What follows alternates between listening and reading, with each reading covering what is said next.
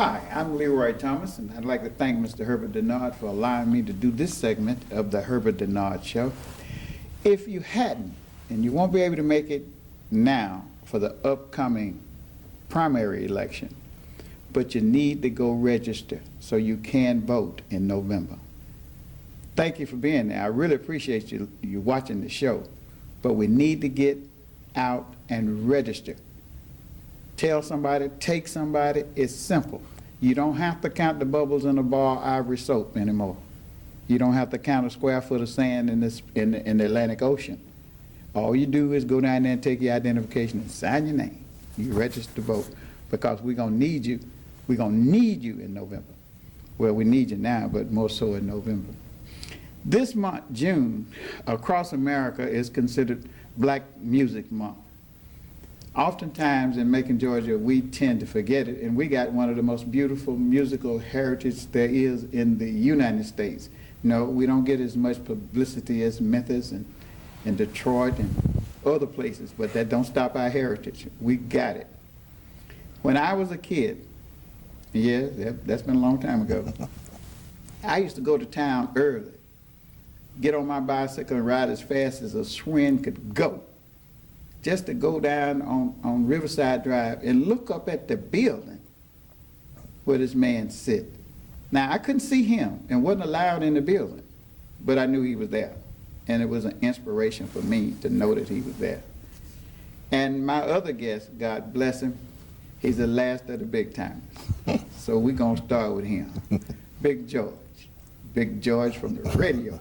The only DJ in Macon, Georgia, announcer, excuse me, the only announcer in Macon, Georgia that has his own song, written by Aaron Jones.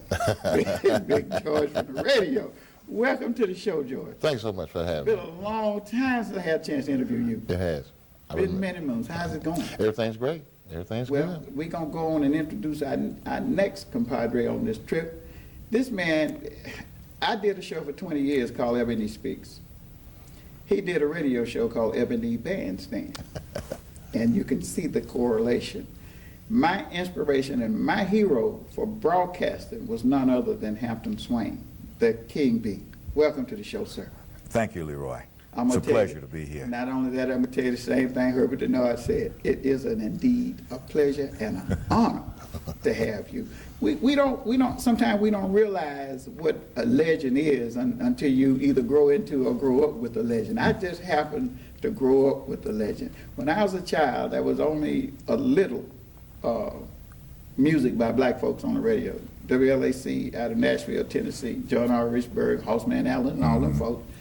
Hamp, I didn't know they were white until I saw them. I got tricked. Had a chance to do a show with Horseman Allen, and I tell you, he's just a wonderful guy. Yes. But do you listen to today's music? I don't listen as much as I maybe should or as I used to. I don't listen to as much radio as I used to because, well, a few years ago, when the changes were coming about, I didn't like what I was hearing. And, you know, when they were downgrading our ladies, talking about our sisters. Right. And I kind of got away from the music. However, there are some great artists out there now. And there have been some great artists for years. But some of the earlier rap artists muddied the water and kind of made it bad for the others. There are some great artists, LL Cool J for one, and there are several others that I can't name because I don't really listen that much, but there are some good artists.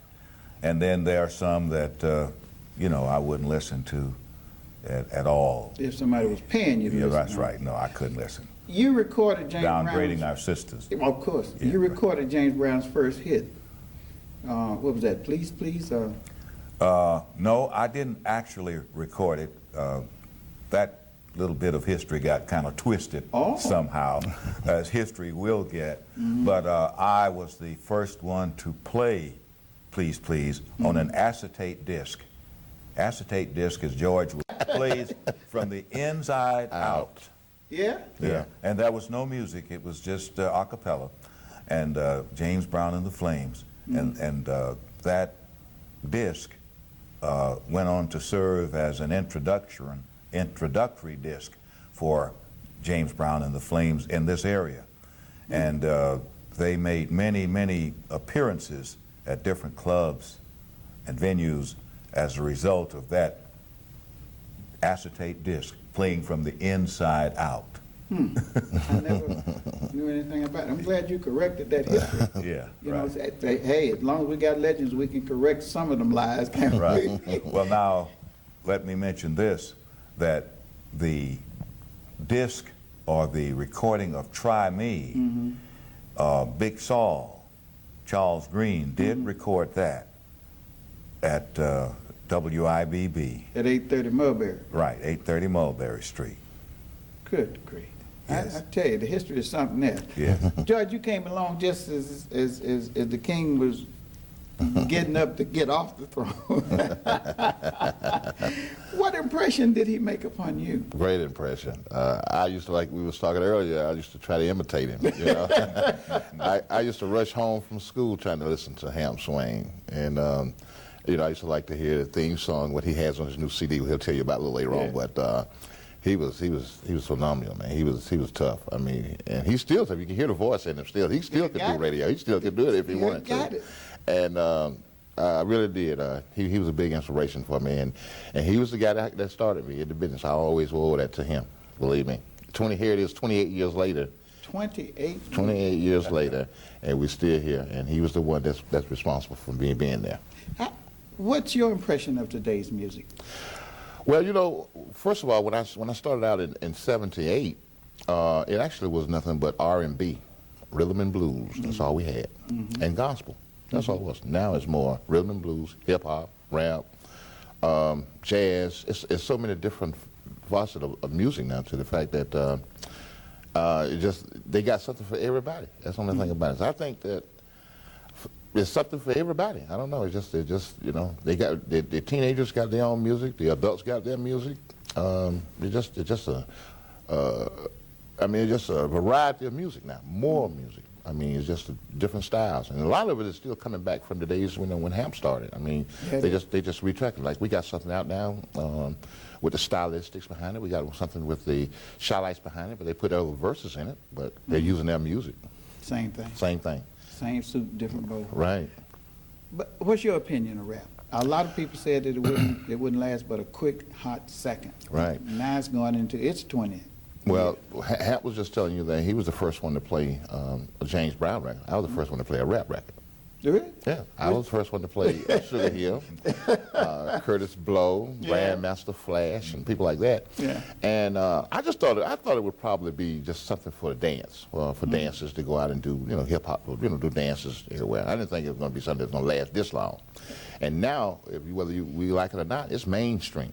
I mean, this is mainstream music. It's selling better than any other music ever.